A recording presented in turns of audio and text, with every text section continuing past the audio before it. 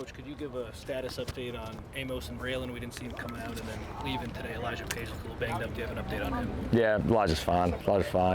Practice whole day. Just got a lot of work today. Braylon, Amos, all good. Nothing long term. Just out for the day. But yeah, we've been so far so good. Pretty lucky. The only major injury is Malachi Crawford had a season-ending injury a couple of days ago and got that fixed. So obviously hate that for him. But we'll get him rehab, get him fixed up, and get him back obviously next season. Everybody else, some normal bumps and bruises at camp, but we've been pretty fortunate other than Malachi's injury. So nothing long-term with Elijah? No. Lincoln, you've been pretty adamant during the recruiting process when recruiting quarterbacks. Once you have one committed, that's it. What would lead you to recruiting two in the same class? And I don't ever want to say never, but it's just highly, highly unlikely this day and age, especially the fact that if you need, if you got in a situation where you just didn't have enough guys, would you look at it? Maybe. The more likely scenario in this day and age, the more common is you might take a high school guy and possibly look at somebody in the portal, to add to it. I just have never believed in trying to stack guys up that are the same age. So that's not saying never. There's always a possibility, but it's not something that I believe in. Lincoln, you talked last year about in-helmet communication and how it might help. You've had it now since the spring.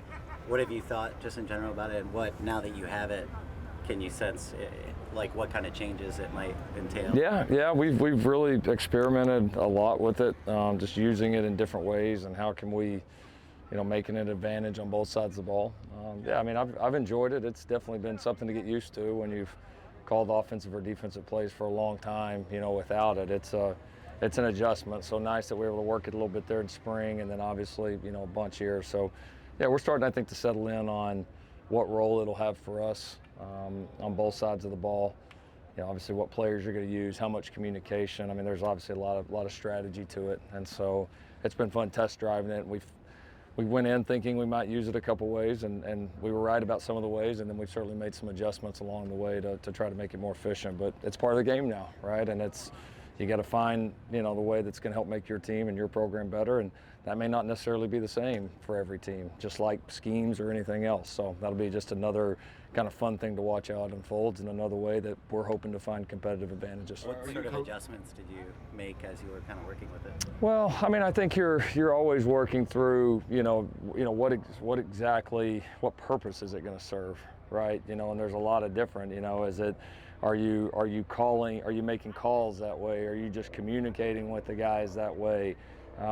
Obviously, the play clock is a major factor in timing and how the game plays out. It's going to be different every single week, and so we've tried to just simulate those different situations for us, how we would use it. We've had a chance to talk to people that have used it a lot and been able to get a little bit of feedback there. And some of it, honestly, is a little bit to me almost, like asking about a play. Some of it, I'm trying to give you something, but it's also, there's a kind of a competitive piece to it, right? And I think everybody's going to have that on terms of, how you use it. And it's one of those things that's not kind of out there. It's not like people can necessarily hear what you're saying or obviously exactly how you're using it. So there'll be some cat and mouse with it, which will be fun. Lincoln, have you given any thought to potential increase in scholarship limits and roster limits, and potentially what you guys would do in terms of adding more scholarships or partial scholarships? Any thoughts on that? We've had Jen and I have had a lot of discussions. Jen, Jay Hilbrand, our other administration, about what that would look like. Obviously, we're starting to get a little bit more clarity on what that is. We don't have complete clarity on. We know kind of generally what it's going to look like, but there's some really key things that we don't know yet that would maybe cause you from firmly making a decision. But we've got kind of a base philosophy in our mind of how we're going to attack it, and it'll be a little bit different for each school, and then obviously we'll see how much those numbers count against caps and what caps are, and there's a lot to it. It's not just as simple as, well, there's a salary cap and there's this many scholarships and go. So, but yeah, no, it's going to be an interesting piece. Another piece, there's going to be a lot of strategy behind, especially in the beginning, because that's not like the NFL. You can't really compare that to really anything else. You know what I mean? I don't know that there's really a precedent in any sport that I'm aware of that is really set up that way. And so, because of that, there's going to be like a whole lot of new strategies, and whoever can have the best strategy in the beginning will certainly have an advantage. And then I'm sure, like anything, people will study it as time goes on, and you'll see it probably start to narrow. Might partial scholarships be in play for you guys? For sure, 100%, yeah. 100%. Yeah, absolutely, especially here. They will be. It'll be interesting of how much counts, because we've got one of the best expensive educations in the country, and also one of the best, but one of the most expensive as well. And so, I mean, the only fair thing, and you hope they get there, is, a scholarship at one school ought to count exactly the same against the cap as a scholarship at another school. And if they do that, all these steps and all that we're taking is for equity. And if we do that, we're going the complete opposite direction.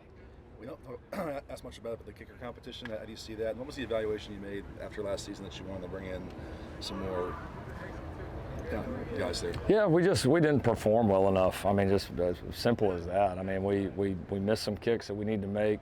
We were not good in the kickoff department. Honestly, our 10 guys on kickoff team last year did a hell of a job, considering how few touchbacks that we had. And so, yeah, neither one was good enough to play at the level that we expect to play. And so we brought in some competition. We're looking at a lot of guys right now. We're doing more field goal snaps.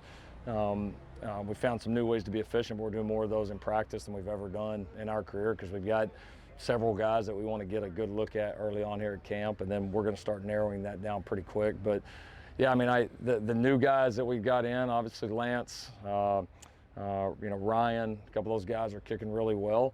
Some of the guys that are returning, Dennis, Tyler, Garson, those guys have really, really improved. Our numbers in the first part of camp, I get it's practice, were as good as Coach Doherty and I have ever had in all the years, any places that we've been, in terms of percentage. So that it's raised the competition in that room, and we'll have some tough decisions to make. But yeah, that was obviously done knowing that that part in particular we have to be better at, because we did so many good things on special teams last year.